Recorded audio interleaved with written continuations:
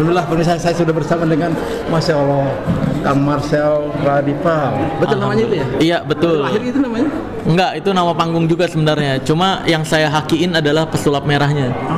Jadi di luar sana kalau ada yang bilang pesulap merah kan nggak cuma pesulap merah Marcel doang gitu. Nah enggak, pesulap merah itu Marcel karena udah hakinya atas nama saya pribadi. Oh jadi melekat gitu ya? Iya melekat.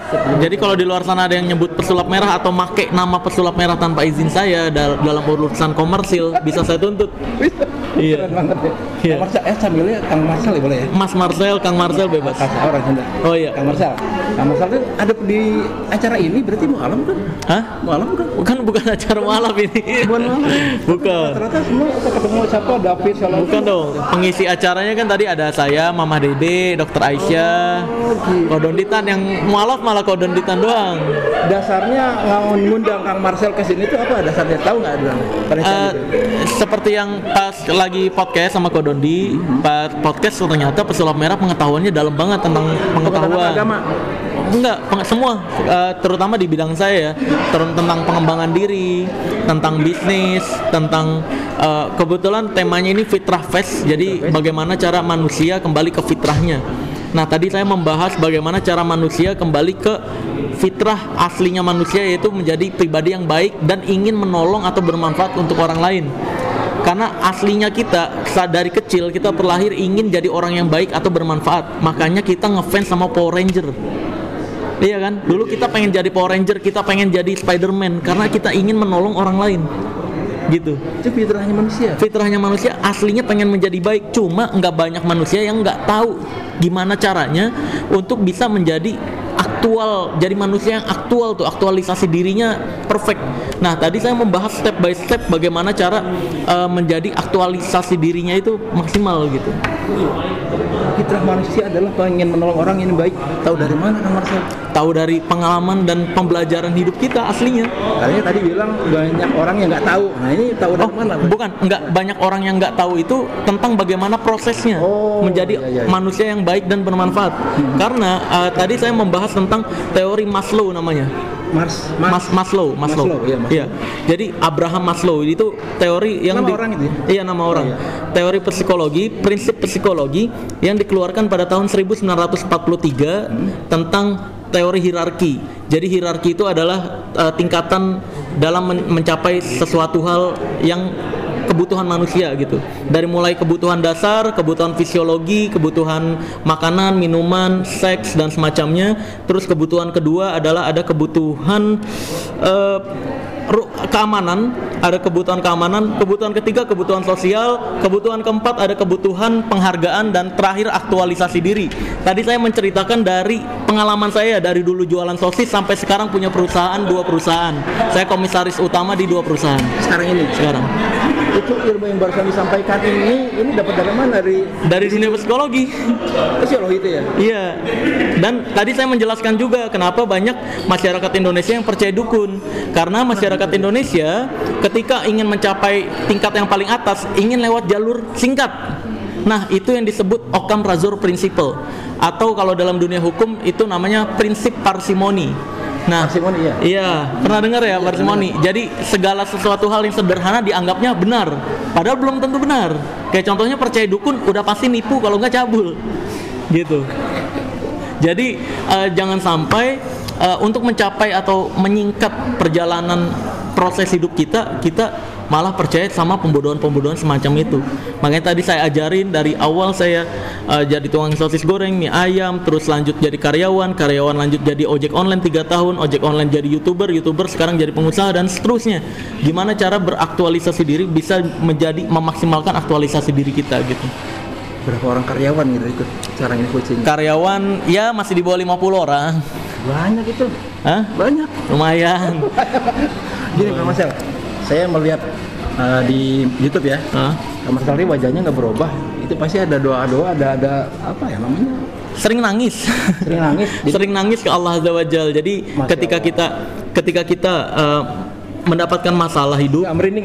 iya, ketika kita dapat masalah hidup, ya satu-satunya harapan kita ya minta tolong ke Allah Azza wa Jalla. Sejujurnya sampai sekarang saya masih sering nangis kalau lagi nyetir mobil sendiri. Jadi nyetir mobil sendiri nih, saya ada masalah yang membuat saya nggak nyaman. Ya Allah, tolong nih, saya kalau nggak berharap sama Engkau, kemana lagi hamba harus berharap? Maka dari itu tolong dengarkan doa hamba. Hamba ingin AIWO. Saya utarakan langsung aja, dan itu akan berproses sendiri. Sambil nangis. Banyak orang yang kadang saya juga ini, Pak. Kadang saya nginget begitu banyak nikmat yang Allah kasih. itu. Kadang ada aja kesombongan yang muncul, padahal ini saya dititipin doang. Toh endingnya saya juga akan jadi kenangan doang di dunia ini kan. Semua dari kita akan berending hanya akan jadi kenangan doang di dunia ini. Maka dari itu kita mau jadi kenangan baik atau kenangan buruk, itu pilihan kita. Maka dari itu saya berusaha untuk membuat kenangan baik selama masih ada waktu. Ngikutinnya gimana ya? Sering nangis. Berarti banyak orang Islam yang mengaku berilmu tinggi, ya atau doa nggak pakai nangis. Nah itu. Makanya sih pakai nangis. Sama pakai nangis, makanya biasanya air mata tuh saya elap ke muka dan semacamnya. Sampai nangis dari dulu, dari awal saya dagang sosis, penghasilan 500.000 doang, saya harus jadi tulang punggung keluarga dari umur 17 tahun. Itu beneran nangis, saya 0.0, nggak tahu harus kemana-mana. Saya minta tolong ke Allah, ya Allah ini tolong arahin hidup saya kemana. Saya punya waktu, tenaga, saya rela kerja dari pagi ke pagi kalau bisa menghidupi keluarga saya, dan itu beneran dikabulin sekarang. Dari pagi ke pagi, jadi hati-hati dalam doa. Allah nggak pernah tidak mengabulkan doa, pasti mengabulkan doa. Artinya doanya ada istilah dari pagi ke pagi, sekarang terbukti. Iya, beneran. Iya, saya harus ngurus karyawan, harus. Kalau dulu prinsip saya adalah pengen bisa makan tanpa hutang. Kalau sekarang saya nggak bisa berprinsip itu lagi. Saya udah harus berprinsip saya dan karyawan saya bisa makan tanpa hutang dan tanpa riba. Habis istilahnya apa ya? Speechless ya. Insya Allah. Ini kamarnya.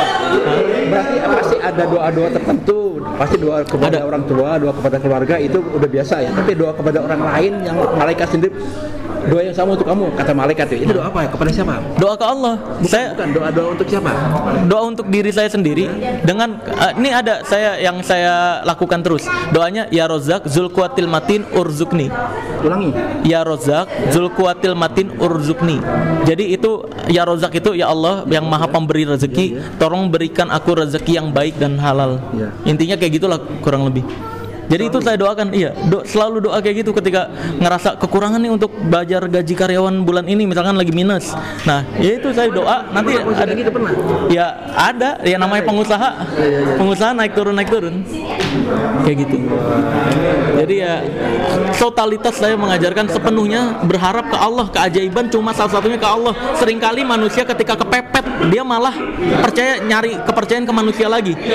Padahal kalau kita belajar dari kehidupan nabi-nabi, 25 nabi yang kita kenal, mukjizat itu Allah itu turun tangan ketika kondisi kita kepepet. Iya nggak? Ya betul. Semuanya kejadian mukjizat itu yang besar ketika kita kepepet pasrah. Nah, ketika manusia dipepetin sama utang, nggak sanggup bayar utang, kayak kejadian saya ngontrak, harus bayar kontrakan, belum ada kerjaan, kan kepepet nih, 1 tahun lagi udah harus bayar. Saya nanya ke bapak saya, Pak ini tahun besok kalau nggak bisa bayar kita kemana? Kata bapak saya, ya kita cari jembatan aja, kita ikutin takdir. Dulu, nah kan kepepet banget tuh. Saya minta tolong ke Allah, dikasih sama Allah tuh. Kerjaan dulu karyawan jagain anak-anak ya gitu, bisa nyicil. Jadi pasrah aja. Jadi saya merinding. Iya. Ilmu itu pengen dapat ilmu. Iya. Mau ngomong lagi? Kayak udah cukup ya. Iya. Sama-sama, terima kasih. Banyak ilmunya. Iya, sama-sama. Siap. Gampang nih. Amin.